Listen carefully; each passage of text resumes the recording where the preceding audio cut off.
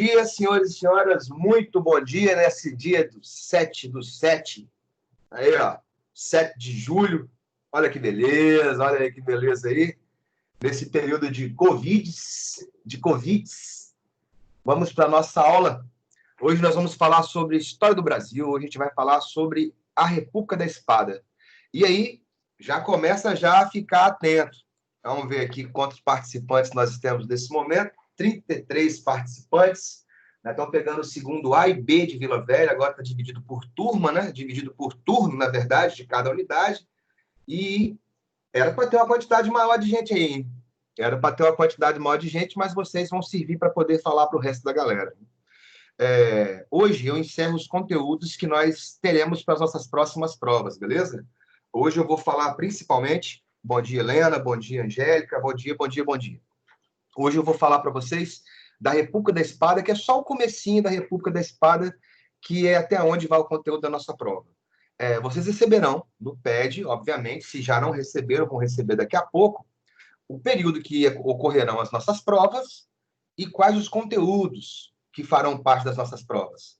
Para aqueles que querem já adiantar alguma coisa, de história vai cair tudo.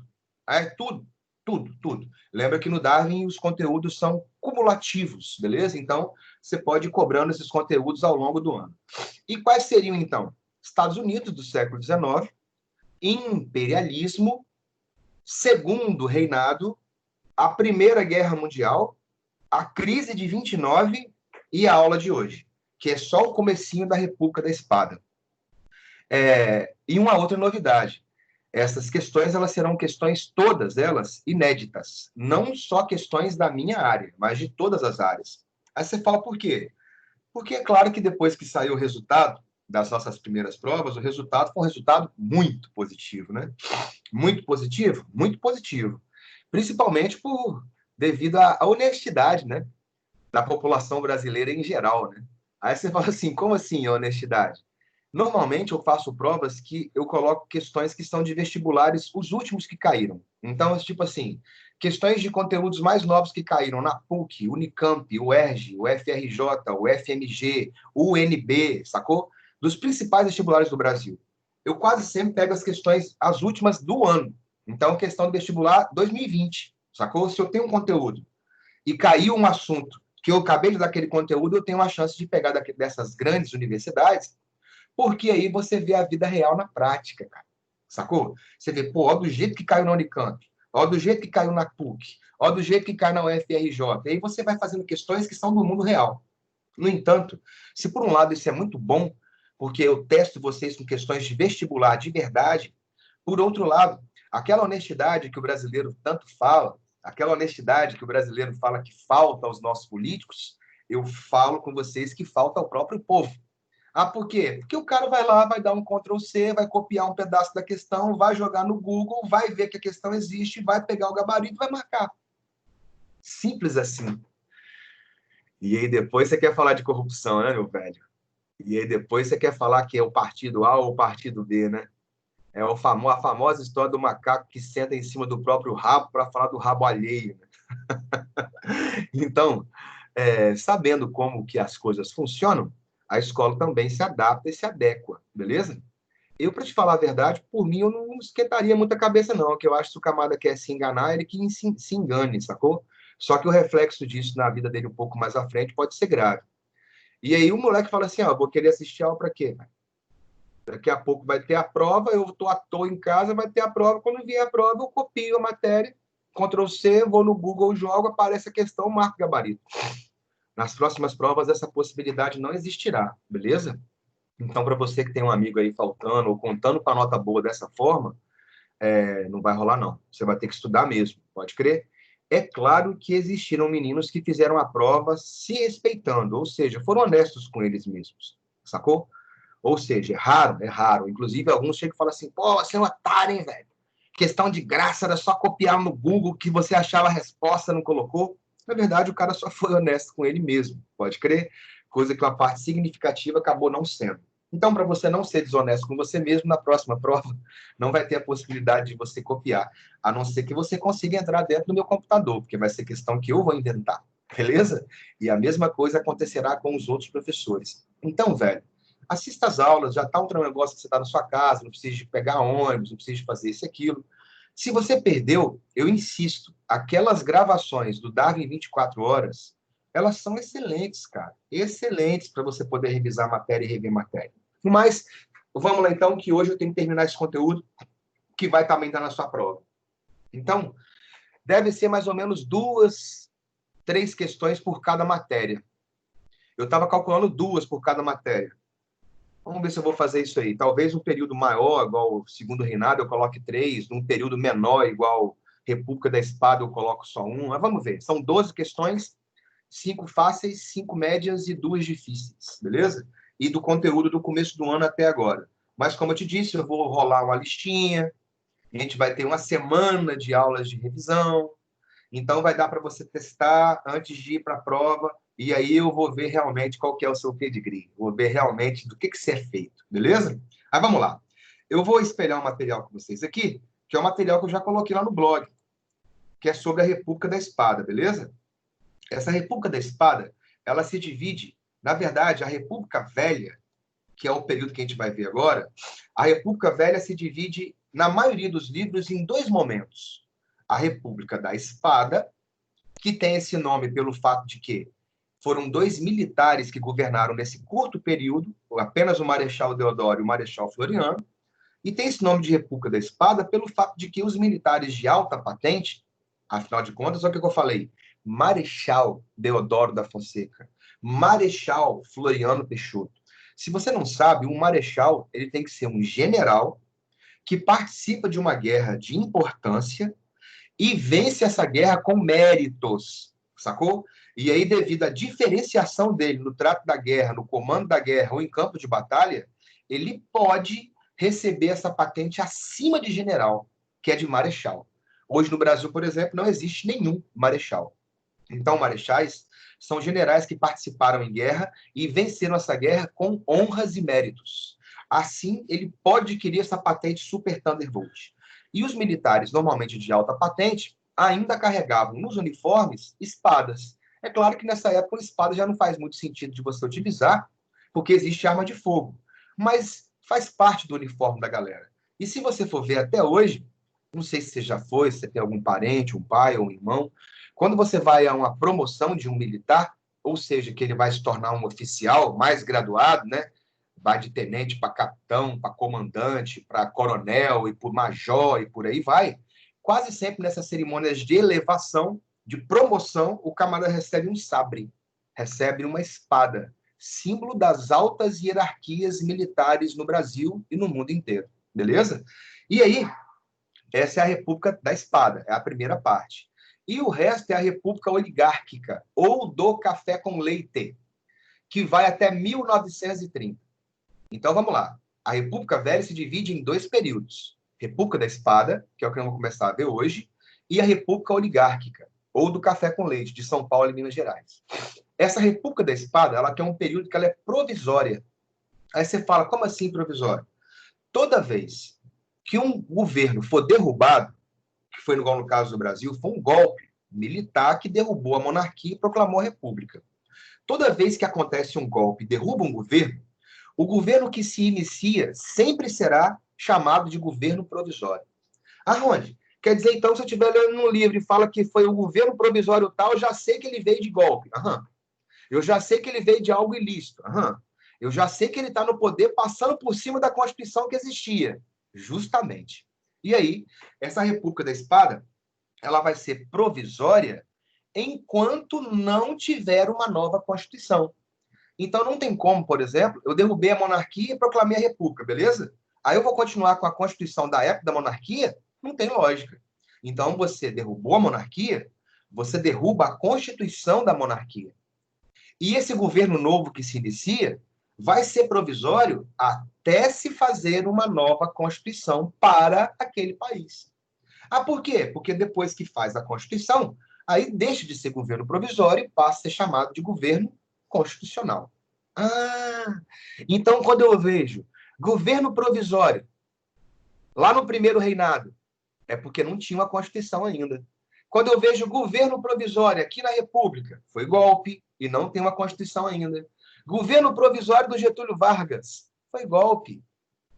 Não tinha uma Constituição nova ainda, sacou? Vai ter que fazer. Então, governo provisório veio de golpe, beleza? E aí o que acaba acontecendo? Na época, o camarada que vai ser escolhido para ser o presidente foi justamente o camarada que deu o golpe, que foi esse camarada de barba farta à direita, em cima aí, o Marechal Deodoro da Fonseca. E logo depois você vai ter um outro militar que vai substituir ele, que vai ser esse bigodudo, que é o Marechal Floriano Peixoto, beleza? Na época, quando se derrubou a monarquia, se tinha uma ideia de possibilidades ímpar, né, no Brasil. Aí você fala como? Lembra que a elite estava doidinha para derrubar o governo. Só que eu já falei com vocês que a elite cafeeira não tem condições de dela sozinha derrubar o governo. Então você utiliza o quê? Quando uma elite quer derrubar um governo, ela normalmente vai se articular sobre duas categorias. Ou ela vai se juntar ao povo, só que tende a radicalizar e tende a ter um problema, porque se o povo participa do movimento de derrubada do governo para a instalação de um novo, esse povo vai querer fazer parte do novo governo. Esse povo vai querer reforma que beneficie ele.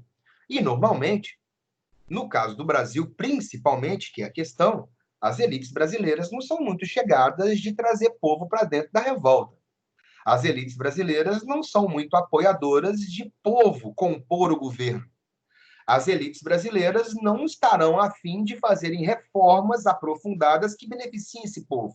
Então, normalmente na história do Brasil, quando a elite quis fazer alguma revolta, o povo ficou afastado. Beleza? Na maioria das vezes. Observa. Independência do Brasil foi como? Proclamação da República foi como? Boa parte das revoltas brasileiras, velho, você não tinha participação intensa da população, sacou? E aí? E aí sobra um outro setor que você pode se utilizar para poder aplicar um golpe no governo. Os militares. Então, a elite, principalmente a cafeeira de São Paulo e Minas, se utilizou dos militares para poder derrubar o governo. Beleza? E assim foi. Só que aí tem um problema. Assim como quando você se organiza junto com o povo para poder fazer a revolta, o povo vai querer participar, militar não vai ser diferente. Não vai ser de jeito nenhum. E é claro que na época, quando os militares encabeçados pelo Marechal Deodoro da Fonseca, Marechal do Exército, derrubou a monarquia e proclamou a república, quem é que você acha que vai governar o país? Não vão ser os cafeicultores. Nós que derrubamos a monarquia, nós que proclamamos a república, nós que governaremos. República da Espada provisória até se fazer uma nova Constituição. Onde? Mas até se fazer uma nova Constituição, não tem lei nem regra no país, não? Tem. E quem é a lei e a regra do país? O presidente. Ele passa a governar através de decreto-lei. Ou seja, o que eu falo vira lei e ponto, acabou. Pô, então o camarada ele pode se tornar um ditador nesse momento. Com toda certeza. E ele vai mandar sozinho até a Constituição ficar pronta. Beleza? E aí nós temos, nesse momento, 3 projetos de república para o Brasil. Como que o Brasil vai ser? O Brasil vai ser uma república de modelo positivista, de modelo de liberal ou de modelo jacobino? Vamos aos nomes que você vai sacar rapidamente. O projeto de república, onde o Brasil seria uma república de caráter positivista, defendia o quê? O que os positivistas defendiam? Observa. Centralização política nas mãos do presidente. Grande aceitação nos setores do Exército Brasileiro. Óbvio. Aí você fala assim, por quê que os militares vão defender concentração de poderes nas mãos do presidente? Porque o presidente é um militar, ora bolas. Sacou? E se você for ver até nos dias de hoje, é a mesma coisa. O nosso atual presidente, Jair Messias Bolsonaro, vem dos militares. Sacou? Ele foi afastado das Forças Armadas, mas é um camarada de base militar. E ele tem o apoio de uma parcela muito significativa dos militares do Brasil inteiro.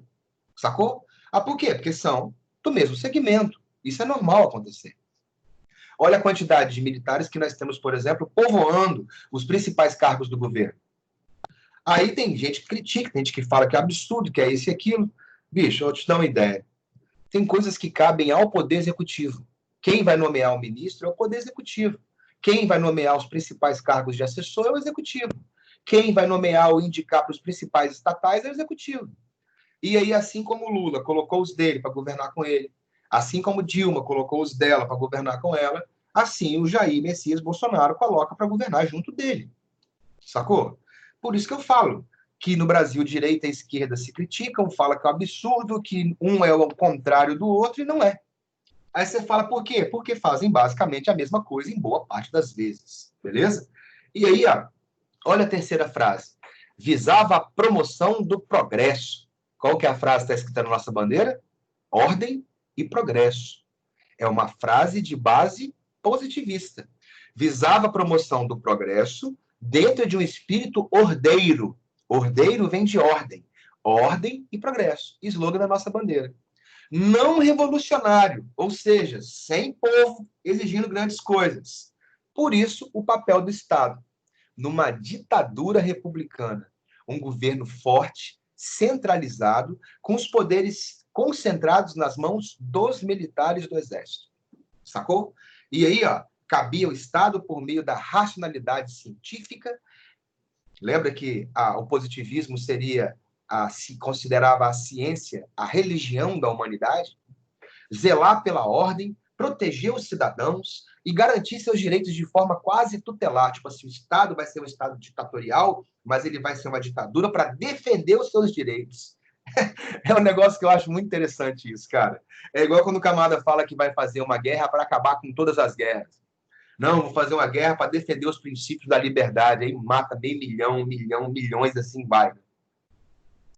E é claro, Rondinelli, em algum momento da República Velha Brasileira predominou esse projeto de modelo positivista? Sim. A República da Espada não foi governada por militares? Marechal Deodoro e Marechal Floriano? O poder é concentrado nas mãos deles. O Exército Brasileiro apoiava integralmente o que esses caras faziam boa parte das vezes. Era uma ditadura, um governo forte, centralizado, sacou? Então, predomina durante a República da Espada, beleza? Já esse outro modelo liberal, o próprio nome já fala, né, cara? Modelo liberal, que é o quê? Governo descentralizado, com grande autonomia para os estados. Lembra que eu falei com vocês lá no segundo reinado, que eu falei assim, ó, se você é um camarada que mora na capital, que mora na sede do governo do país, você tende a ser um cara conservador e defender a centralização. Ah, por quê? Porque se você mora na capital e você defende a centralização política, significa que a maioria dos órgãos políticos e administrativos estão ali onde você mora. Então você defende isso porque fica fácil de você visitar um órgão desse, ter acesso a ele, assim como também aumenta a possibilidade de você ter um cargo público em algum órgão desse, sem precisar de mudar para um outro estado. No entanto, eu falei que se você mora fora da capital, você tende a ser liberal. Você tende a defender um governo descentralizado. Ah, por quê? Porque assim, cada estado tendo o seu próprio governo, a elite de cada estado é que governa. Se o governo for centralizado, é ele que nomeia quem vai governar os estados. Se o governo for descentralizado, são as elites de cada lugar que vão governar cada lugar. Igual acontece aqui no exemplo de São Paulo e Minas, futuro café com leite. Sacou?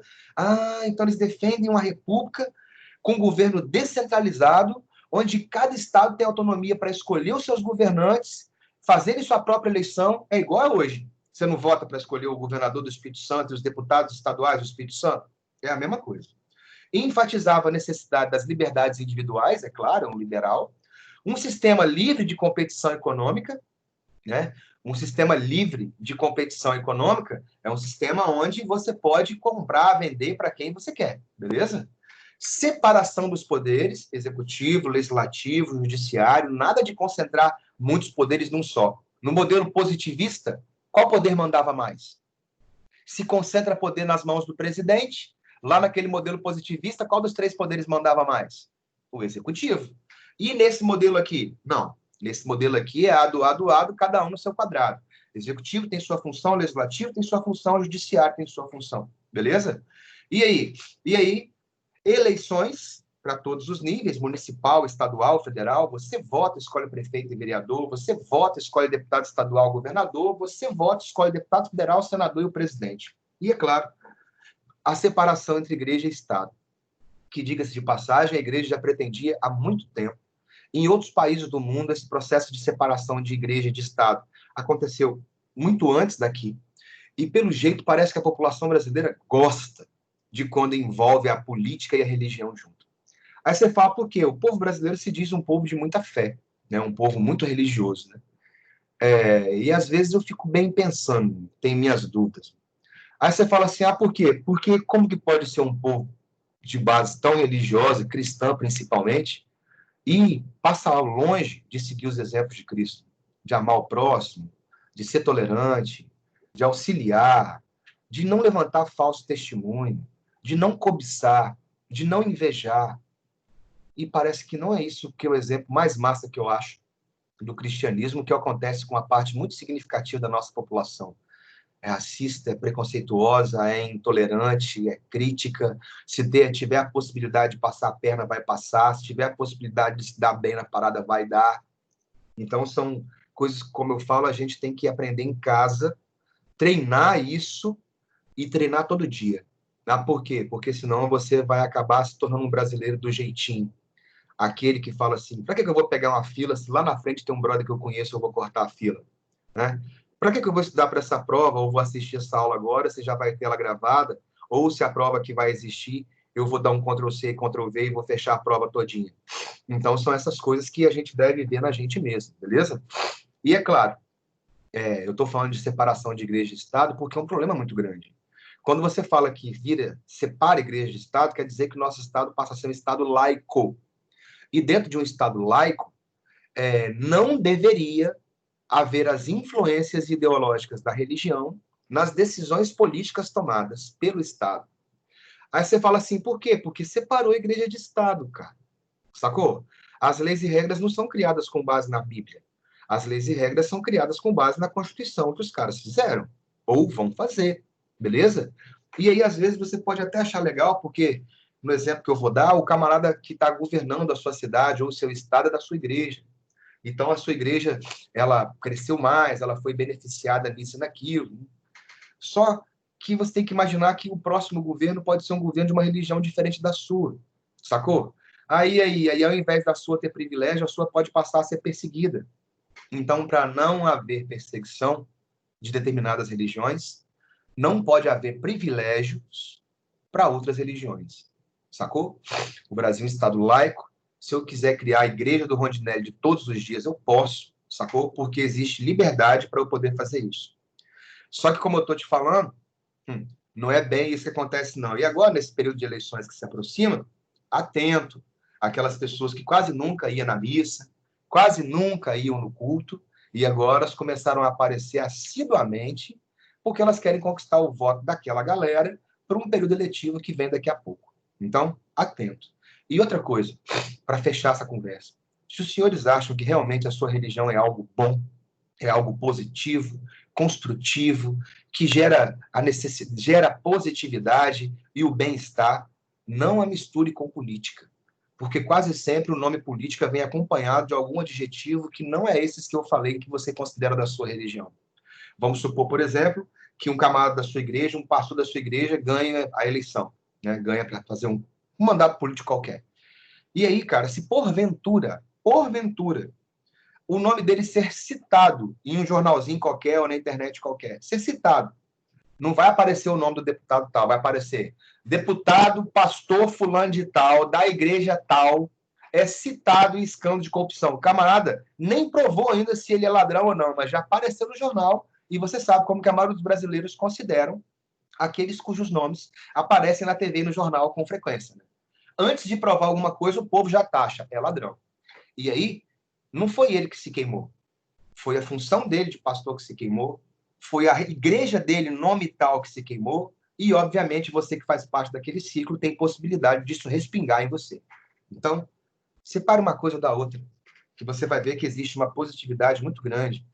E é claro, né, às vezes ela, ao se misturar na religião, ela acaba travando algumas coisas. Igual, por exemplo, estudo de células-tronco, como, por exemplo, questões de relação homoafetivas, questões, por exemplo, de adoção por parte de homossexuais. E aí são coisas que elas são debatidas a nível civil, mas que tem um viés religioso muito forte, sacou? E se você não for daquela religião, sacou? A Constituição não fala que eu tenho liberdade de culto, liberdade e tolerância religiosa?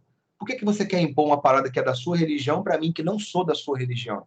Sacou a parada? Então, para não ter perseguição, não deve haver privilégio. Igreja é igreja, fé é fé. Política é outra parada. Ah, claro, esse modelo vai predominar durante a República do Café com Leite. Durante o período que tiverem paulistas e mineiros governando o Brasil, é esse modelo que vai predominar. Já o próximo modelo, ele nunca vai predominar no Brasil. Aí você fala, por quê? Acompanha. Olha o nome, modelo jacobino. Não sei se você lembra de Revolução Francesa, mas os jacobinos era a parcela mais radical da população francesa. Eram os camponeses, trabalhadores rurais, os sans-culottes, trabalhadores urbanos, e baixa burguesia e um pedacinho da classe média, sacou? Esses caras, lá na Revolução Francesa, queriam as reformas mais radicais, mais aprofundadas. Vai ser a mesma coisa aqui. Formação de uma república com forte participação popular e favorável à criação de medidas de alcance social. O que é isso? Leis trabalhistas, igualdade para a mulher, reforma agrária, reforma urbana, garantia de educação e saúde pública e de qualidade. E aí você entende por que no Brasil esse projeto nunca foi para frente. Aí você fala, por quê? Como eu já disse anteriormente, as elites não são muito afins de um governo com forte participação popular. E boa parte das elites não vão ser favoráveis a medidas de grande alcance social, porque normalmente vai fazer reforma no que ela tem de grana. Sacou? Defendia a liberdade pública de reunião, participação popular na administração pública, tem povo participando na administração pública de fato, só em cargos secundários, terciários e assim vai. E num regime fundado na liberdade e na vontade geral. Ai, ai, ai. Quando que teve um governo no Brasil onde a vontade geral da população é que foi colocada em prática? Até porque, como eu falei, existe uma incompatibilidade muito grande. Creio eu, por exemplo, que a vontade geral do povo brasileiro é que nós tivéssemos um governo que não fosse corrupto, que colocasse em prática aquilo que a Constituição brasileira determina. Mas, como eu falei no começo dessa aula, como que você vai querer que o governo seja honesto se você não é? Como que você vai querer que a administração do país seja honesta se você não dá o seu exemplo de honestidade? E se em qualquer possibilidade de se dar bem, você vai lá e tenta se dar bem? É claro que não são todos que são assim. E eu espero que boa parte dos que me ouvem agora não sejam assim. Ou se são, que tenha a possibilidade de melhorar. Sacou? A minha esperança não é muito, não, mas se tiver um ou dois aí, meu camarada, que começa a seguir uma ideia mais retinha, mais honesta, ele começa a virar exemplo para os outros, ele começa a virar padrão, sacou? E aí que a coisa se multiplica. Se você tem em sua volta camarada que só cola, que é corrupto, que só nega, que bate na mulher, que bate no filho, que é machista, que é isso e aquilo, o exemplo que você vê, o que você replica. É aquele que você vai fazer por mais e mais e mais vezes. Então, não sigamos esses exemplos. Claro que tem inspiração na Revolução Francesa, e é claro que isso nunca chegou a se concretizar nesse país chamado Brasil. Beleza? Vamos então ao governo provisório do Marechal Manuel Deodoro da Fonseca.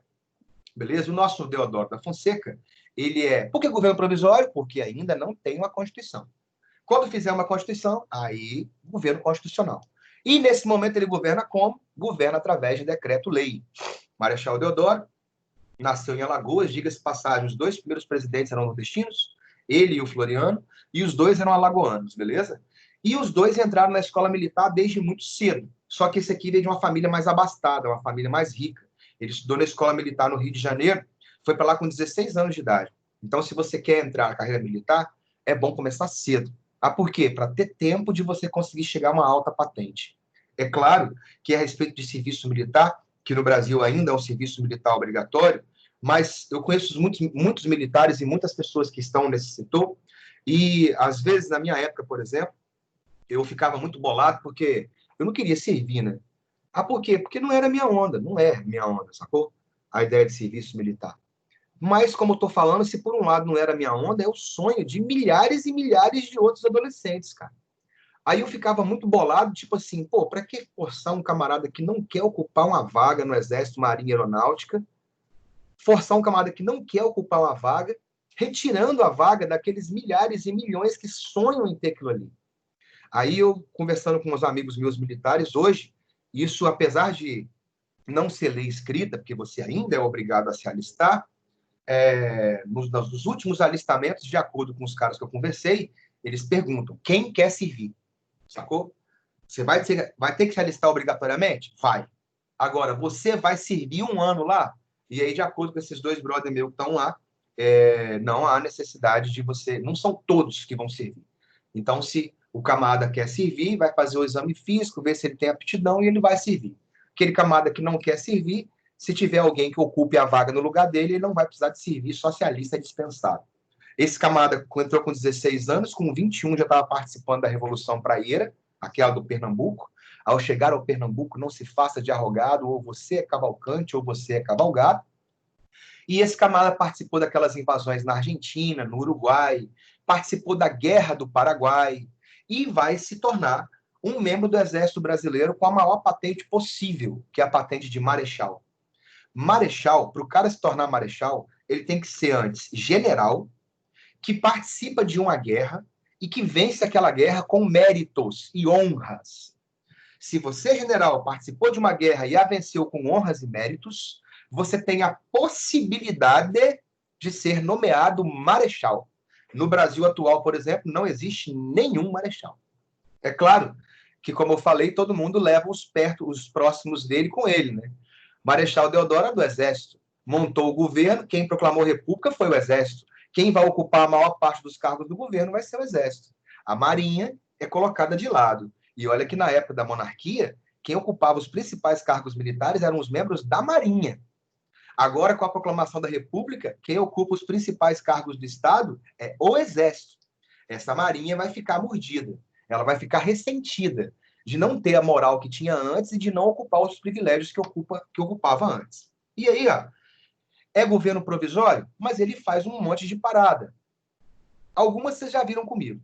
Expulsou a família real do Brasil, proclamou a república no Brasil, tudo que é próprio da monarquia foi extinto. Então, o poder moderador, conselho de Estado, tudo que era próprio da época da monarquia foi eliminado. O próprio Congresso Nacional, deputados e senadores, que era da época da monarquia, foi dissolvido. Manda os caras embora. Onde? Mas aí mandou a monarquia embora, implantou a república, mandou os membros da família real embora, fechou o Senado, ele vai governar sozinho? Não. Esse Congresso Nacional que foi fechado vai ser reaberto com novos deputados e senadores eleitos com um propósito: fazer uma Constituição para o país. Então, fecha o Congresso Nacional da Monarquia.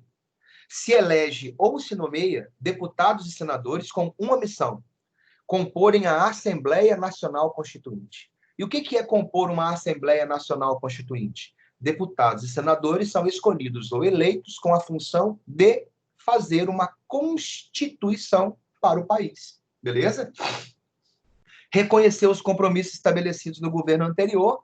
Como assim? Deu um golpe? Para você ser aceito pelos países lá fora, fala, demos um golpe, derrubamos aquele governo, mas tudo que o governo anterior tem de dívida com vocês, a gente vai cumprir. Se você fala que você vai honrar os compromissos do governo anterior, eles não vão se colocar contra você. Separou a igreja de Estado, agora Estado é Estado, igreja é igreja. Inclusive, casamentos. Quem realizava e recebia era a igreja. Agora, ela continua fazendo? Continua, mas o casamento tem validade, é no cartório. Você tem que pagar. Se você não tiver dinheiro para pagar a sua certidão de casamento, você pode ir até a Polícia Civil conseguir um atestado de pobreza. Aí você não precisa de pagar, não. Mas cá para nós, né? Se você for casar e o seu parceiro ou parceira não tem a grana para comprar uma certidão de casamento, racha fora, que o negócio está feito do seu lado. Além disso, os funerais também. Os cemitérios mais antigos do Brasil ficavam atrás das igrejas católicas, né? E agora, é claro, né, por uma questão de número, não tem como enterrar todo mundo atrás da igreja católica. Os funerais eles passam a ser também um outro negócio de alta lucratividade. Por quê? Porque se ganha dinheiro mesmo no pós-morte. O modelo econômico que nós estamos, ele consegue atingir um grau que eu acho sensacional. Você imagina que dentro do modelo capitalista você já faz parte do sistema estando na barriga da sua mãe. Aí você fala assim, por quê? Porque tem tudo que vai ser comprado para o neném, pré-natal, exames, o parto, o plano de saúde e assim vai. E depois que você morre, você continua dando lucro. Por quê? Porque você tem que pagar uma taxa de manutenção, a sua família tem que pagar uma taxa de manutenção pelo uso daquela cova, daquela catacumba, daquela câmara mortuária, beleza? Então, vira negócio. Todo mundo que estava no Brasil se torna cidadão brasileiro, é a grande naturalização. Aí você fala, como assim se torna cidadão brasileiro? Existiam milhares e milhares e milhões de estrangeiros no Brasil. italianos, alemães, japoneses, sem contar os ex-escravos, que a partir de agora todos se tornam cidadãos brasileiros. E aí a grande pergunta que se faz é assim, mas onde? Para que o governo vai naturalizar todo mundo? Qual que é a intenção disso aí? A intenção é simples. Quanto mais pessoas existirem no Brasil naturalizadas, ou seja, quanto mais brasileiros existirem no país, maior é o número de eleitores. E quanto maior o número de eleitores, maior o número de cargos públicos que devem ser criados e, é claro, as elites locais vão ocupar. Então, vamos supor que um lugar quer ser município, né? Aí o lugar lá tem 5.000 habitantes. Só que desses 5.000 habitantes, 1.500 é estrangeiro. Ou seja, só tem 3.500 brasileiros de verdade. Não dá para virar um município. E aí naturaliza todo mundo. Agora tem 5.000 brasileiros. Agora tem número suficiente de eleitores. Agora esse lugar vira um município. Aí vai ter um cargo de prefeito, vereadores, câmara, fóruns e tudo mais. Então, quanto maior o número de eleitores, maior o número de cargos públicos que vão ser criados e, é claro, as elites locais ocupam. Cria a nova bandeira, onde se manteve o retângulo verde, o losango amarelo, e apenas retirou aquele globo da monarquia portuguesa para colocar o slogan positivista, ordem e progresso. E, como eu te falei, cria uma Assembleia Nacional Constituinte, que são deputados e senadores nomeados ou eleitos com a função de fazer uma nova Constituição, que ficará pronta em 1891. Beleza? E aí vem um detalhe. O Brasil, na época, se chamava República Federativa dos Estados Unidos do Brasil. E a nossa primeira bandeira republicana foi igual a dos Estados Unidos, listradinha com estrelinha. Só que a nossa era verde e amarela. E aí alguns militares mais nacionalistas falaram assim, pô, não é muito plágio não, cara? Ah, por quê? Porque a nossa bandeira já é igual a dos caras, só que verde e amarela. Nosso nome é República Federativa dos Estados Unidos. Só falta o nosso dinheiro chamar dólar. E aí, para evitar a fadiga, tirou aquela bandeira listradinha, se manteve o nome dos Estados Unidos, mas voltou com a bandeira da base da monarquia, apenas colocando o slogan Ordem e Progresso. Vamos para a parte final da nossa aula, que é até onde cai a matéria da sua prova. Eu coloquei lá no blog que cairia encilhamento e Constituição de 1891. Né? A Constituição de 1891 vai ficar para a próxima prova. Não vai dar tempo de dar hoje, então nós vamos até o encilhamento. Ah, então a República Velha, a República da Espada só vai até o encilhamento. Isso aí. O que era isso? Na época, o Brasil vivia uma crise econômica muito significativa, mesmo produzindo café, a nossa dívida externa é muito grande. O Brasil é um país rico por causa da cafeicultura, o dinheiro que ficava com os cafeicultores. Agora, o Brasil ele recorreu a vários e vários empréstimos ao longo da sua história para reconhecer a sua independência, para combater revoltas que ocorreram, para participar de guerras, igual a Guerra do Paraguai. E isso fazia a dívida externa brasileira ser muito elevada. E, é claro, além de uma dívida externa grande, as potências estrangeiras não queriam que o Brasil se industrializasse. Aí você fala por quê? Por um motivo óbvio, né, cara? Porque se você se industrializa, você deixa de ser o meu mercado consumidor e, além de deixar de comprar o meu produto, você pode se tornar um concorrente meu. Então, nunca foi igual muitos imaginam hoje, nos dias de hoje, os caras imaginarem que Estados Unidos gosta do Brasil a ponto de fazer o Brasil industrializar. Isso é um pensamento de idiota. Beira o retardo. Aí você fala, dá para você ver no governo meu. Primeiro, acabamos de eleger um presidente, o presidente foi nos Estados Unidos, pode crer? Foi lá várias vezes já, falar com Donald Trump. Todas as vezes que ele foi lá, ele ofertou alguma coisa para os Estados Unidos. Todas as vezes ele ofertou alguma liberdade, alguma coisa melhor para aquele país com relação aos negócios aqui. E eles aceitaram todas as coisas que foram ofertadas, mas não deram nenhuma para o Brasil. Então, essa parada da amizade aí que você só dá, mas não recebe nada, é uma amizade que você tem que saber se ela está sendo positiva ou negativa, tá, filho? Estados Unidos é primeiro eles, segundo eles, terceiro eles, quarto eles. E isso não está errado, não. Ah, por quê? Porque quem vai lá bajular, oferecer, não tem nada em troca e continua bajulando e oferecendo, como que você considera esse cara? Sacou? Como que você considera esse país ou esse governo? Então, historicamente falando, eles não querem desenvolvimento de outros países porque eles querem vender e abastecer outros países. Mas, na época, o Rui Barbosa, que foi escolhido para ser o ministro da Economia brasileira, Rui Barbosa no baiano, inteligentíssimo, uma das mentes mais brilhantes da época, o Barbosa falava, ó, é um risco muito grande depender de café. Ah, por quê? Está dando lucro? Tá, mas pode ter uma sobreprodução, pode aparecer uma praga, pode ter uma catástrofe climática. O país quebra. Falava a mesma coisa que o Barão de Mauá falava. E aí ele começa a falar o quê? É necessário que o Brasil se industrialize para poder gerar emprego, para poder gerar renda, para consumirmos os nossos próprios produtos, para o nosso dinheiro não ir embora, sacou? Para a gente não ser dependente de uma coisa só, de café. E aí ele começou a tomar umas medidas, ó. Aumentou as tarifas alfandegárias, quer dizer que o produto importado fica mais caro quando entra no Brasil. Disponibilizou dinheiro para a construção de casa própria, isso gera emprego e renda, construção civil gera muito emprego e muita renda. Extinção de pagamento de indenização escravista.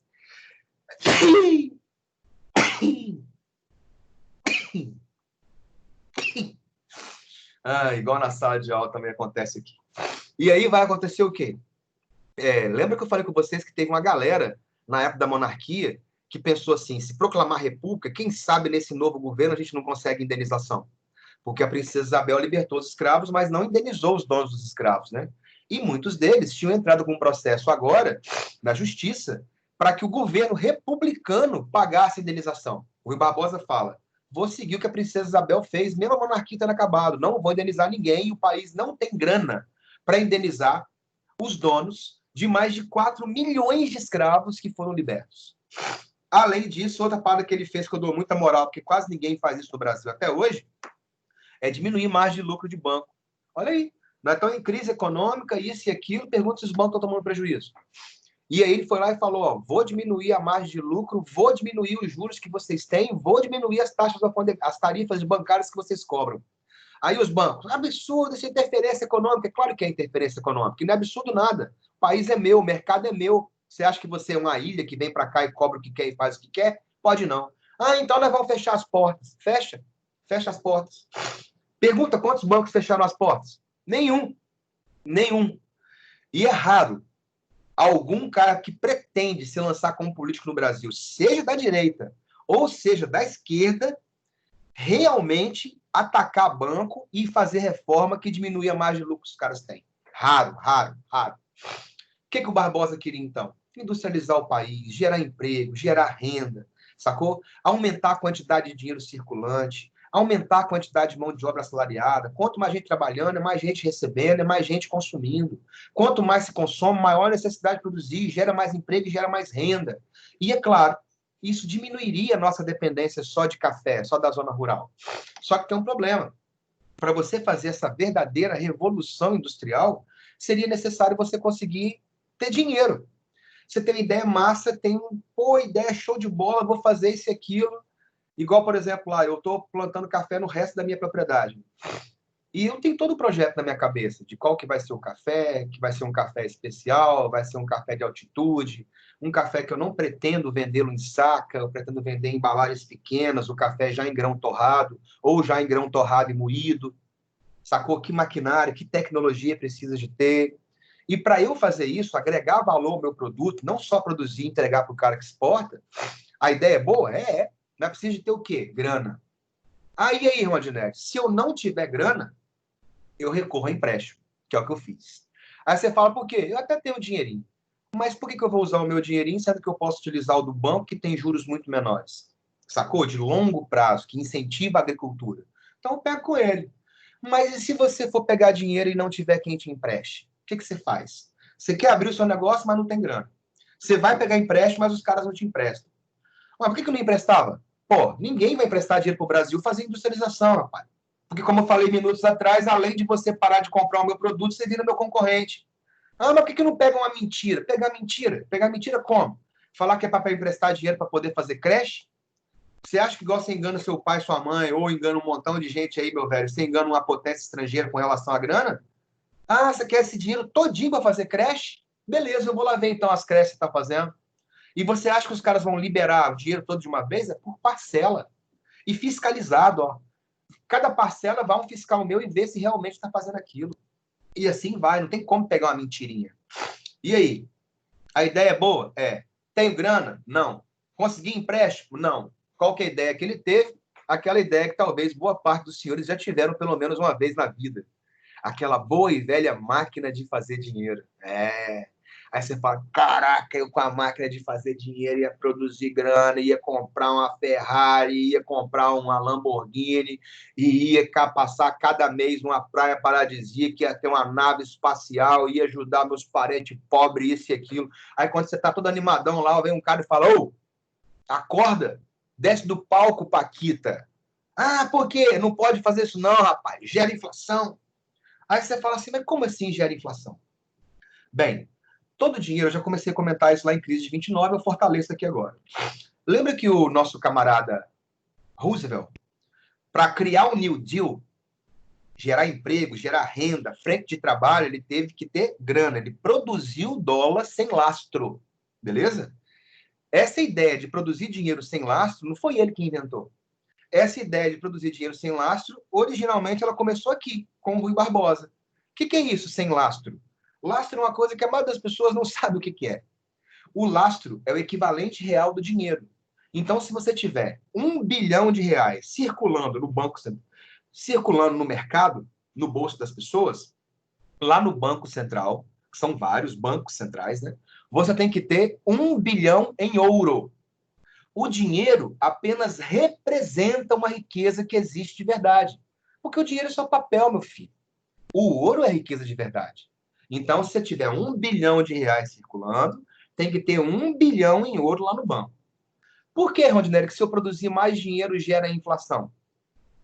Nos Estados Unidos não gerou. Calma que nós vamos chegar lá. Nos Estados Unidos, a economia era intervencionista. Então, o Estado controlava os preços dos produtos. Se os preços não podem subir, não tem inflação. No Brasil, não era intervencionista. No Brasil, era economia liberal. Sacou? E por que aqui vai gerar inflação? Você vai entender agora. Ó, vou dar uma folhinha aqui para você ver. Observa nessa folhinha aqui que vai estar lá. Aqui, ó. Você tem 1 bilhão em reais aqui, tá vendo? E se você tem 1 bilhão em reais, lá no Banco Central, olha o meio da folhinha, lá no Banco Central você tem que ter 1 bilhão em ouro. Beleza. No entanto, se você for lá e produzir mais dinheiro, agora tem ó, 1 bilhão mais 1 bilhão, 2 bilhões. E mantém 1 bilhão em dólar, 1 bilhão em ouro no Banco Central, você acabou de desvalorizar sua moeda e acabou de gerar inflação. Aí você fala assim, eu não entendi. Pô, velho, vou te dar o exemplo da terceira série. Antes você precisava de R$ 1 para poder comprar uma maçã. Agora você precisa de R$ 2 para comprar a mesma maçã. Se você precisa de mais dinheiro para ter a mesma coisa, você desvalorizou o seu dinheiro. Concorda comigo? Se antes você pagava R$ 1 para ter a maçã, agora você paga R$ 2 para ter a maçã, o preço da maçã subiu.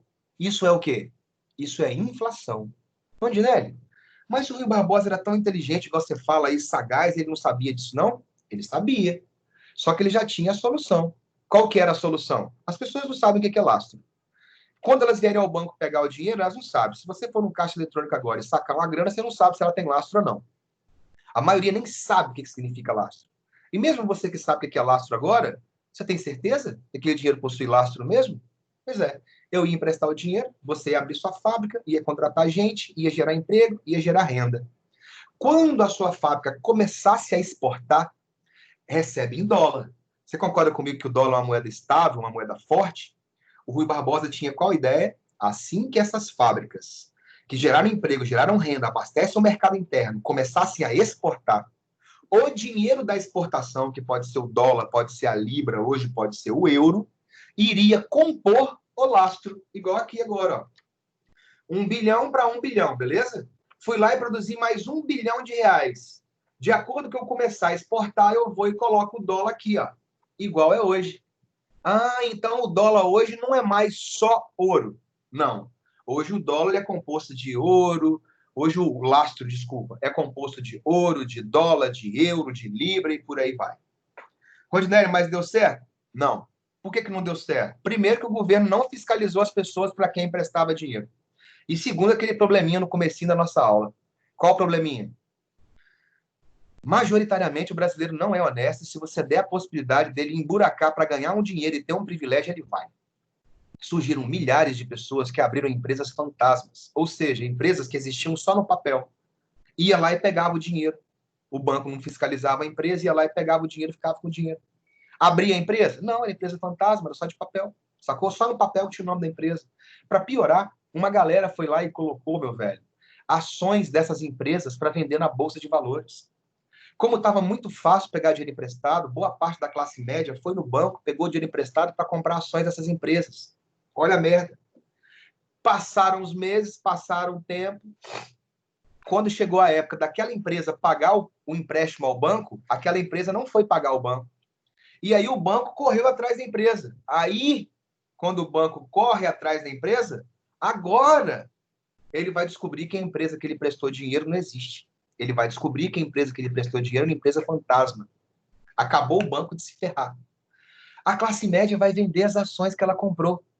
E quando a classe média vai vender as ações que ela comprou, aí ela vai descobrir que ela comprou empresas de uma ação fantasma que não existe. Então, essas ações servem para quê?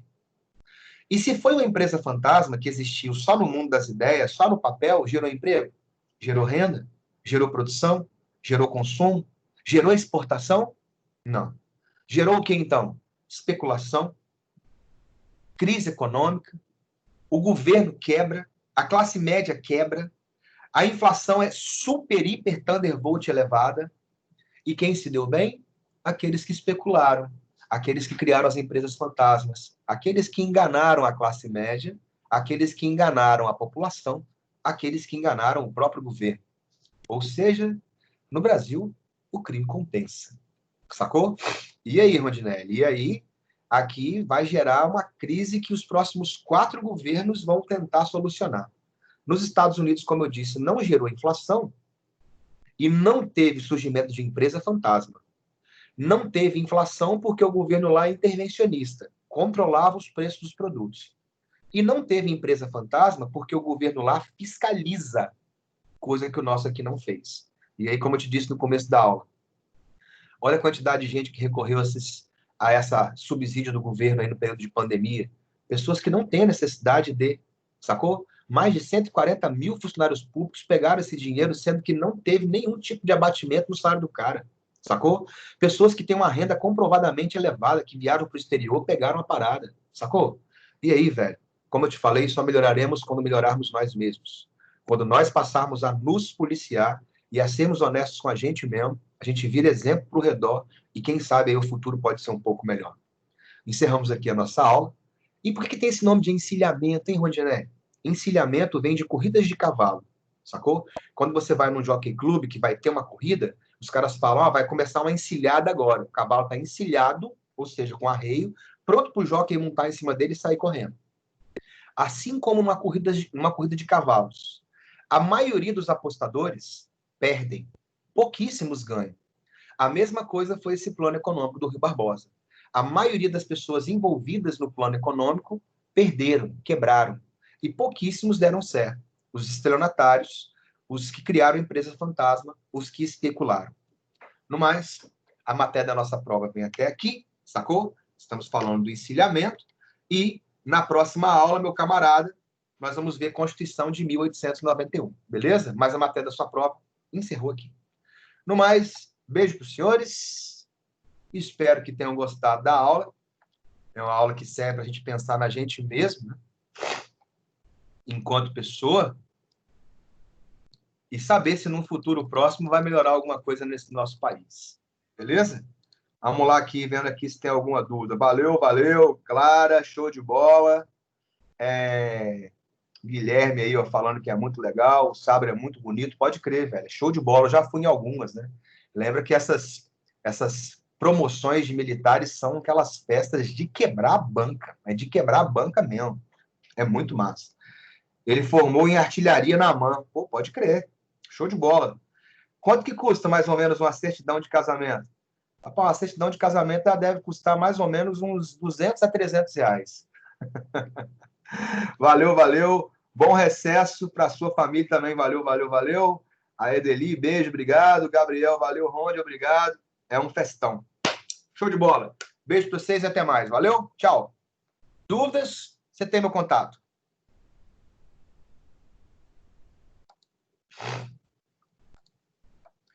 Piriri, pom, pom, piriri.